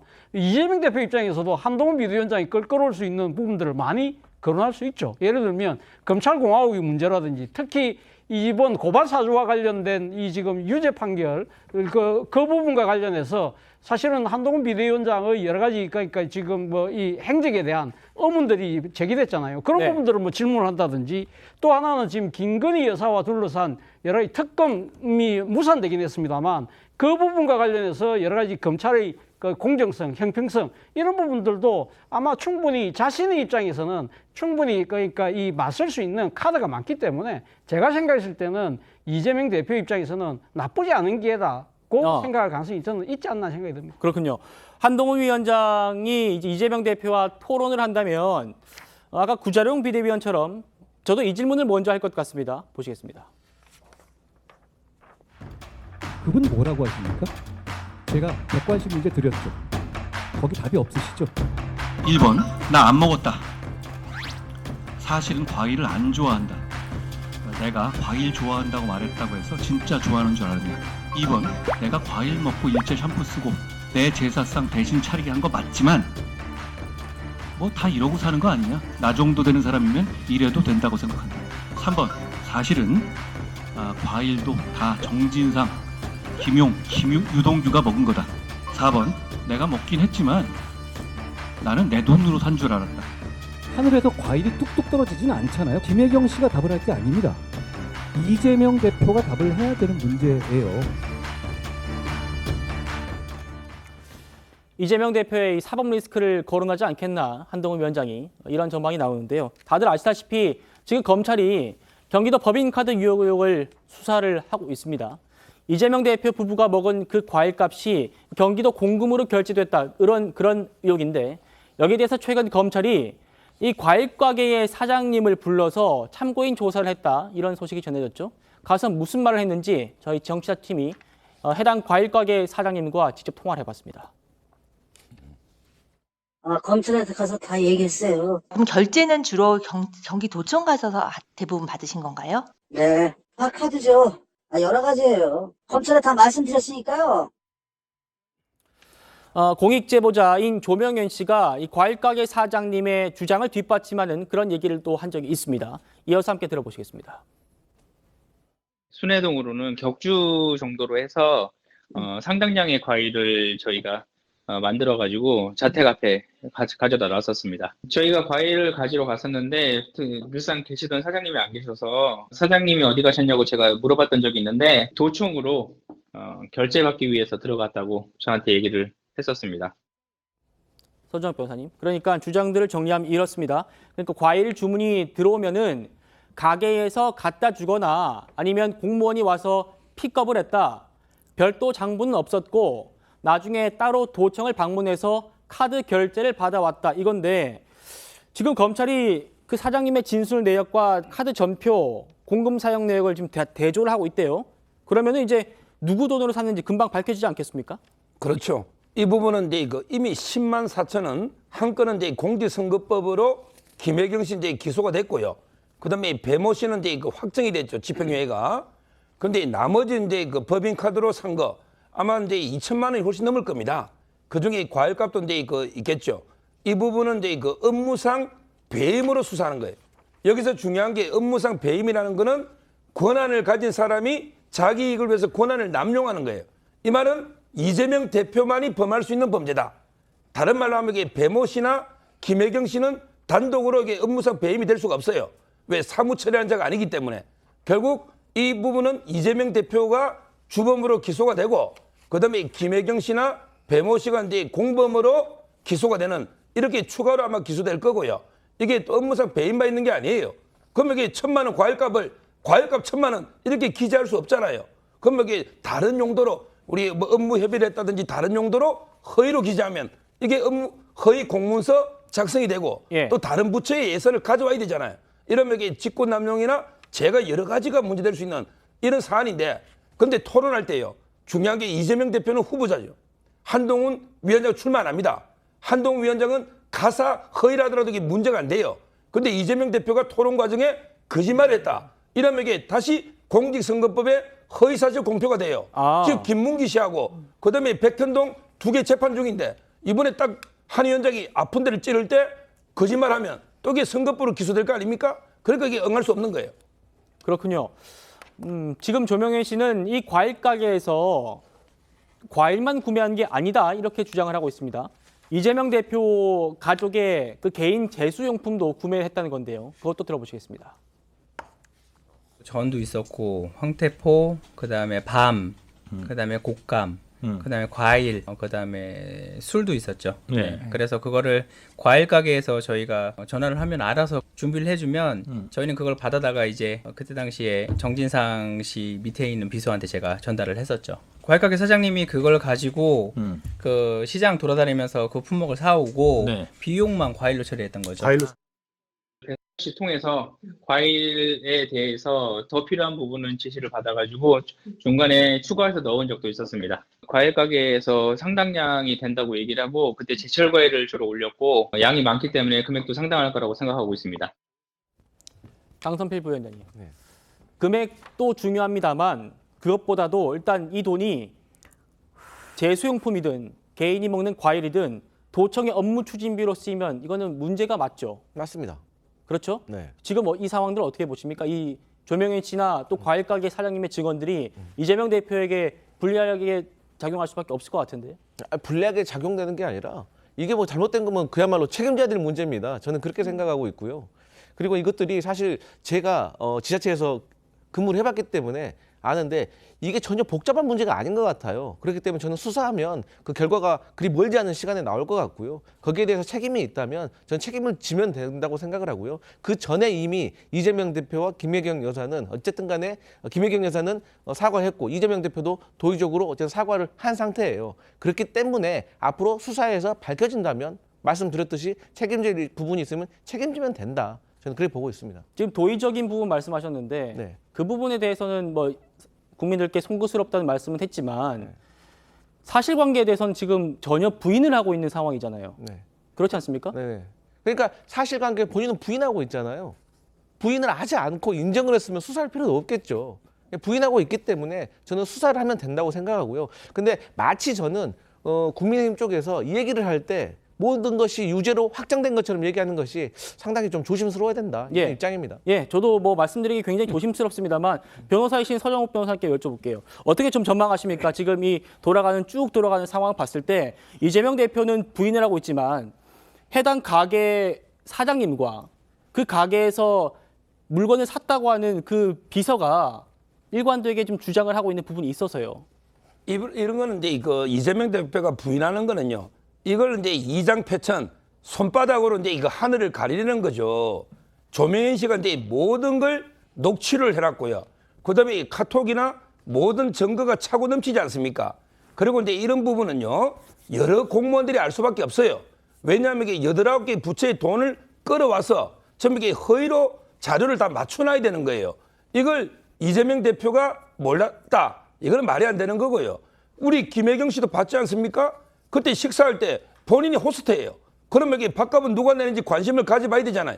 근데 자연스럽게 평소에 해오던 대로 당연히 배모 씨가 알아서 결제했겠지 하고 본인은 밥값 낼 생각도 안 하고 그냥 가잖아요.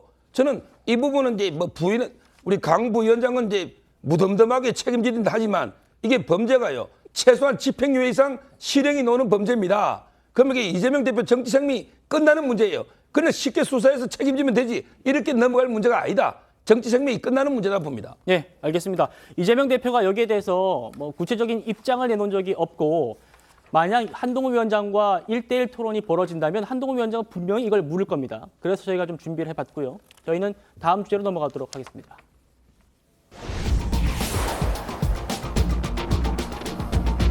총선이 오늘로 꼭 40일 남았습니다.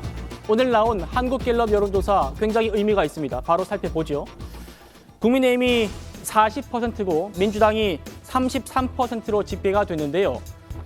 양당의 지지율이 5차 범위 밖으로 벌어진 거는 작년 8월 5주차 조사 이후 처음이라고 합니다. 국민의힘은 전주보다 3%포인트 올랐고요. 민주당은 2%포인트가 떨어진 겁니다. 그리고 지역별로도 살펴보죠. 먼저 서울입니다. 서울에서 국민의힘은 43%, 전주보다 6%포인트가 올랐습니다. 민주당 26%고요. 전주보다 4%포인트 떨어졌습니다. 43대 26. 이것도 역시 5차 범위를 벗어난 그런 결과입니다. 다음이요. 네, 전국을 좀 볼게요. 서울은 아까 보셨고요. 인천, 경기 33대 39. 인천, 경기는 5차 범위 내에 있습니다만 어쨌든 그리고 서울과는 조금 다른 그런 경향을 보이고 있고요. 대구, 경북과 뭐 부산, 광주, 대전, 세종, 충청의 결과는 지금 보시는 바와 같습니다. 대구, 경북은 이제 국민의힘의 강세가 이어지고 있고 광주, 전라에서는 53대 9로 민주당이 강세가 이어지고 있는데요. 정호김 의원님, 자, 서울과 또 전국 지지도를 봤을 때 아무래도 한 달 동안 이어져 왔던 이 민주당의 공천 파동이 양당의 지지율 격차를 5차 범위 밖으로 벗어나게끔 하지 않았을까 이런 전망이 나오거든요. 어떻게 바로 보십니까? 그것 때문에 공관위원장이 굳이 나와서 객관적으로 공천했다라고 하고 또 이현주 전 의원에 대해서 경선 그리고 또 소위 친문 의원에 대해서 단수 공천하고 지금 뒷수습을 하는 건데요. 제가 4년 전에 봤던 그 경험으로 봐서는 지금 물론 비례대표와 주요 지역의 공천이 남아 있지만 이제 저게 3월 초쯤 되는데도 저 상태로 굳어지면은 저게 4월 10일 총선까지 그대로 갈 수밖에 없는 경향으로 굳어질 개연성이 굉장히 높습니다. 그래서 민주당으로서는 지금 상당히 위기라고 할 수 있는데 오히려 이재명 대표라든지 친명계는 완전히 그게 자기 최면인지는 모르겠으나 지금 이대로 가면서 이제 그 윤석열 정부에 대한 심판론을 30일 동안 주장하면은 뭔가 국면이 전환될 것이다라고 보는 것 같습니다. 저게 사실 민주당으로서는 굉장히 그 경고음이라고 보셔도 그 크게 그 이상할 게 없을 것 같은 지금 현 상황입니다. 예, 차재현 교수님. 네.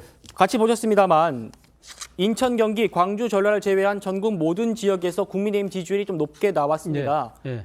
그리고 전국 지지도 그리고 서울도 마찬가지입니다만 양당의 지지율이 항상 오차 범위 내에서 박빙으로 오다가 이번 조사에서 확 튀었단 말입니다. 네. 어떻게 좀 분석하십니까? 결국 뭐 민주당의 공천 그러니까 일종의 진통이 사실은 내전으로 치닫고 있는 이 현상에 대해서 민심이 엄중하게 냉정하게 지금 뭐 판단하고 있는 하나의 모습을 우리가 이 지표로 확인할 수 있다는 것이죠. 저는 뭐 국민의힘도 뭐 상대적으로 그러니까 지금 뭐 정치라는 게 상대평가니까 국민의힘이 상대적으로 잘하는 측면도 분명히 있지만 이런 식의 이 오차 범위 내의 차이가 벌어진 것은 결국 민주당 스스로의 자책골. 이게 아마 결정적인 것이 아닐까 하는 생각이 드는데 더 큰 문제는요. 오늘도 여전히 이재명 대표는 시스템 공천에 의해서 공천이 잘 되고 있다. 이런 이야기하고 있는 이 인식이 아마 민주당 지지자뿐만 아니라 민주당의 지금 그 몸담고 있는 의원들도 정말 속이 바짝바짝 타들어가지 않을까라는 생각이 듭니다. 예, 강선필 부위원장님께 민주당 지금 내부에서 어떤 얘기들이 오가는지 좀 여쭤볼게요. 이제 민주당에서는 앞서 말씀하셨지만 공천 파동에 대한 잡음이 있기 때문에 사실 호남 지역에서 조금 지지도가 빠지는 경우가 저는 있다고 네, 보고요. 그 부분 뒤에서 저희가 다뤄볼 겁니다. 그런 것도 있고 또 이제 상대적으로는 지금 의대와 관련된 그 큰 이슈가 있지 않겠습니까? 그런데 이 전임 정권들과 비교해서 윤석열 대통령은 이번 의사들과의 어떤 갈등 문제를 해결할 수 있을 거라는 어떤 저변에 깔려있는 인식이 있는 것 같습니다. 이것도 분명히 국민의힘 지지율과 대통령의 지지율을 견인하는 데 의미가 있다고 보고요. 네. 저는 이제 이런 숫자도 중요하지만 저는 큰 틀에서 봤을 때 단순하게 한번 보고 있습니다. 그러니까 예를 들어서 진보라고 분류되는 일간지의 사설에서도 민주당에 대해서 경고음을 보내면 저는 분명히 잘못되고 있다고 봅니다. 마찬가지로 보수 일간지에서도 국민의힘에 대해서 경고를 사설로 많이 하는 경우가 있거든요. 그럼 분명히 잘못 가고 있다는 신호예요. 그렇기 때문에 이건 숫자는 숫자에 불과하기 때문에 또 추세가 중요한 거고 어쨌든 선거가 앞으로 40일 정도 남았기 때문에 민주당이 정신 바짝 차려서 윤석열 정권을 심판하고 싶어하는 유권자의 마음을 잊어서는 안 된다 이렇게 보고 있습니다. 알겠습니다. 국민의힘은요 오늘 서울 마포갑과 부산 중영동구를 비롯해서 16개 지역구에 출전할 총선 후보를 결정을 했습니다. 오늘 발표 가운데 가장 눈길을 끌었던 건 아무래도 조정훈 의원과 이인선 두 현역 의원의 그런 공천 여부였는데요. 서정훈 변호사님, 두 사람 모두 공천 티켓을 따냈습니다. 어떻게 보십니까? 지금 현역 불패가 계속 이어간다 이런 얘기가 있어서요. 물론 저는 그래 안 보고요. 현역 중에도 그 조직 관리를 잘하고 이런 분들은 뭐 이기죠. 근데 현역도 떨어진 경우도 많이 있어요. 아마 마포갑에서는 그 우리 신지호 전 의원하고 그 조정훈 의원이 붙었는데 조정훈 의원이 이긴 거죠. 따라서 저는 이 부분은 뭐 가장 어떻게 보면 이게 두 분 다 아까운 지역이에요. 조정이 됐어야 되는데 끝까지 달려가지고 한 분이 떨어진 거는 참 이게 아까운 문제고, 그리고 저는 자꾸 현역 불패 이야기를 하는데 지역구는요 제일 중요한 게 목표가 이기는 공천이에요. 네. 이기는 공천. 결국은 강한 자가 이기는 거예요. 따라서 저는 공천 컨셉이 나쁘지 않다 봐요. 왜냐? 지역구는 그냥 멋지게 지는 거는 중요한 게 아니에요. 4년 전에 국민의힘이 43% 물갈이했어요. 민주당 28% 했습니다. 근데 국민의힘이 참패했잖아요. 물갈이 비율 높다고 이기는 게 아니다. 저는 이번에 지역구 공천은 좋고, 다만 청년, 여성 그런 비례해서 배려해야 됩니다. 비례해서. 저는 한동훈 위원장이 상당히 공천을 시스템에 따라 잘하고 있다 봐요. 예. 자, 지금 보시는 대로 마포갑은 컷오프된 노웅래 의원 대신 민주당에서 경찰 출신인 이진 후보가 공천받았기 때문에 오늘로 대진표가 확정이 됐습니다. 국민의힘의 인재 영입 의원을 맡고 있고 검수완박의 쟁점 때마다 민주당을 직접 비판했던 조정훈 의원, 지금 비례대표 의원이죠. 조정훈 의원이 신지호 전 의원을 꺾고 오늘 공천받았기 때문에 이 서울 마포갑의 대진표는 조정훈 대 이지은, 이지은 대 조정훈의 구도로 짜여지게 됐습니다. 이지은 전 총경은 민주당 영입 현재 11호고요. 아시는 분은 아시겠지만 미니스커트 여경으로 대중의 이름을 알린 그런 분입니다. 이 두 사람의 이제 맞대결이 성사되게 됐는데 어떻게 좀 차재원 교수님 전망할 수 있을까요?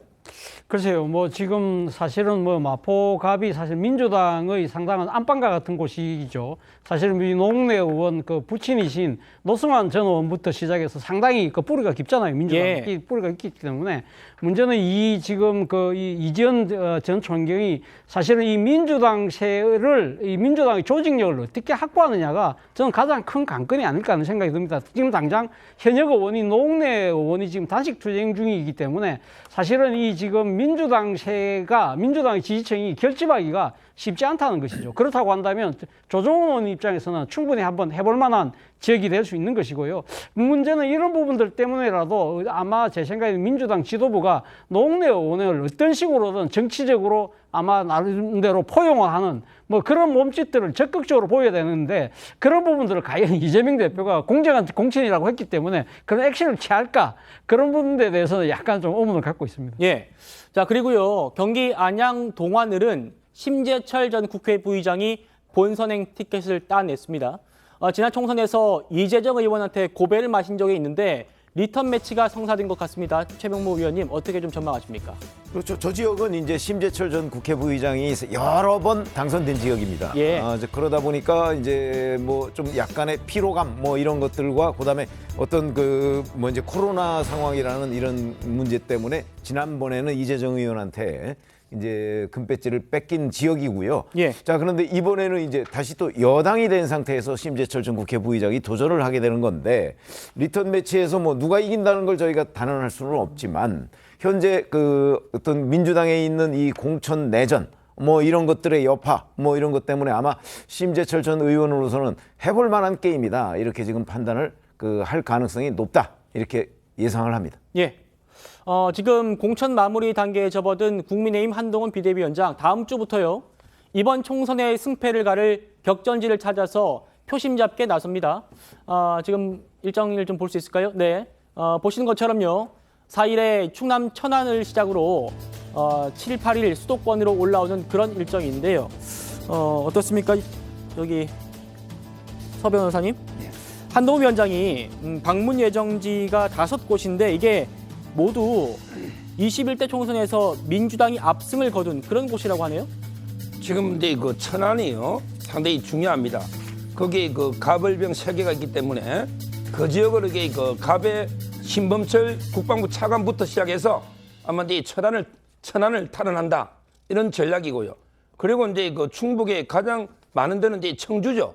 청주 거기에 거물급 정우택 후보를 포함해서 아마 이제 그 험지를 도는 일정입니다. 그리고 이제 가장 중요한 거는 이제 그 수원이죠. 수원성 전투. 아마 기초단체 중에 가장 많은 가벌병정무 5개 지역이 있거든요. 근데 거기에 지금 이게 4년 전에 전패를 해버렸잖아요. 이번에 수원 갑의 김현중 국세청장, 그다음에 병의 박문규 장관, 그리고 제 정의 이수정 교수 거물급들을 투입해서 수원성을 탈환하자. 이런 데 전략적 요충지를 특히 그 험지 거의 패배했던 이런 지역을 집중 방문하는 거예요. 예, 알겠습니다. 국민의힘 상황 여기까지 살펴보고요. 저희는 민주당 얘기 좀 더 해보겠습니다.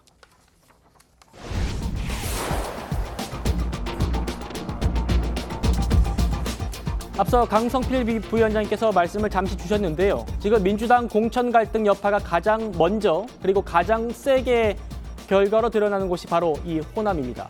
오늘 나온 한국갤럽 여론조사를 한 번 더 보시면요. 민주당의 텃밭인 호남의 지지율이 이렇게 전주보다 14%포인트나 떨어졌습니다. 물론 지금도 53대 9로 압도적으로 민주당이 앞서고 있습니다만 전주 대비해서 14%포인트가 떨어진 겁니다. 강성필 부위원장님, 당내에서는 어떻게 좀 이걸 올려야 된다고 그렇게 좀 분석하고 계십니까?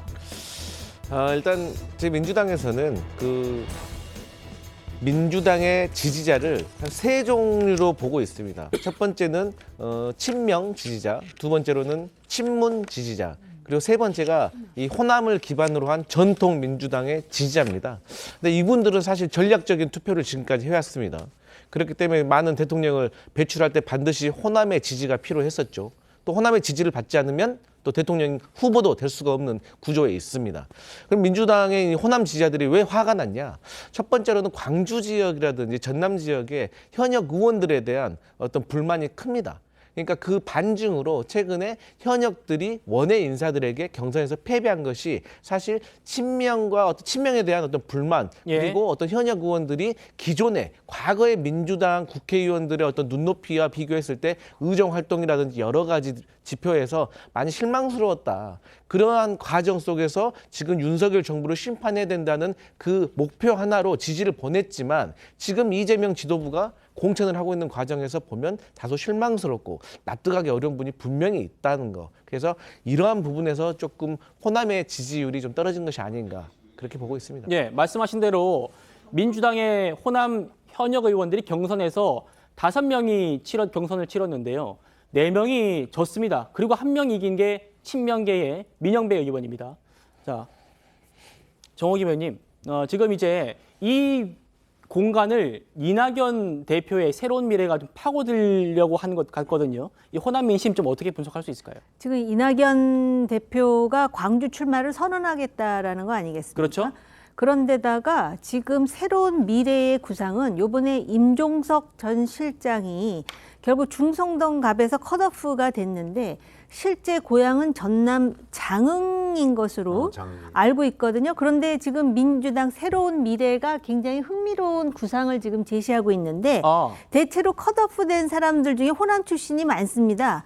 그래서 이 사람들과 규합을 해서 오히려 호남에서 출마하는 구상까지도 지금 하고 있기 때문에 이게 어떻게 보면은 태풍의 핵처럼, 왜냐하면은 지금 그 이재명 공천에 대해서 굉장히 실망하고 있는 호남인들이 많고 지금 민주당의 지지가 이미 말씀하셨듯이 3갈래로 나뉘어지는데 이 호남이 어떻게 가느냐에 따라서 이번 선거에서 민주당이 크게 타격을 받느냐 안 받느냐가 결정될 수도 있습니다. 차재현 교수님 어떻게 좀 분석하십니까? 이 이낙연 대표가 광주에 곧 출마를 선언합니다. 이 여파가 좀 파장 있을 거라고 보시나요? 뭐 이낙연 대표가 강주의 한복판에다가 출마를 하면 아마도 여파는 있겠죠. 그런데 그 여파가 과연 얼마만큼 지속될 수 있느냐의 여부는 앞서 말씀하신 것처럼 임종석 전 비서실장이 탈당을 해서 같이 힘을 합쳐서 예를 들면 자신의 고향이 전남으로 내려가는 상황이 된다고 한다면 그거 배가 될 수 있지만 그렇지 않고 만약에 임종석 전 비서실장이 컷오프 됐지만 내가 당내에 남아서 총선 이후에 무너진 민주당을 재건하겠다는 식으로 잔류해버릴 경우에는 그 동력이 상대적으로 떨어지지 않을까라는 생각도 듭니다. 예, 알겠습니다. 저희가 잠시 좀 재밌는 좀 이슈가 있어가지고 전해드리려고 하는데요. 조국 전 장관이 이제 그 조국 혁신당이라는 신당을 만들죠. 여기에 대해서 내부에 강령이 있는데요. 여기에 대학 기회균등이라는 그런 내용이 포함되어 있습니다. 그게 지금 이슈가 좀 되고 있어서 제가 전해드리는데 이겁니다. 조국 혁신당의 강령입니다. 여기 보시면 우리는 기회균등이 보장되는 사회를 만들기 위해서 하면서 저소득층 자녀들에게 기회를 증진하기 위해 행동한다. 그러면서 대학의 기회균등을 보장한다. 이렇게 얘기를 하거든요. 조국 혁신당에서요. 이건 서정욱 변호사님께 좀 논평 부탁드려야겠네요. 그러면 이게 왜 딸 조민 씨가 장학금을 이게 다 독식했습니까? 기회균등 하려면 이게 더 가난하고 공부 잘하는 사람 줘야지 6억까지 당하면서 그 장학금 독식에서 처벌받는 이게 말이 됩니까? 얼마나 위선입니까? 하나만 더 제가 지적하면요. 그 파란색 3개 중에 하나가 이제 광주, 그다음에 백두산, 독도인데요. 아니 광주의 하늘은 대구의 하늘과 다릅니까? 색깔이? 광주의 하늘은 서울과 다릅니까? 왜 지역 감정을 조장합니까? 우리 광주 하늘이나 대구 하늘에 다 파란 거 똑같은 거 아닙니까? 그리고 독도는 왜 축창 들고 또 이게 반일몰이 하려고 합니까?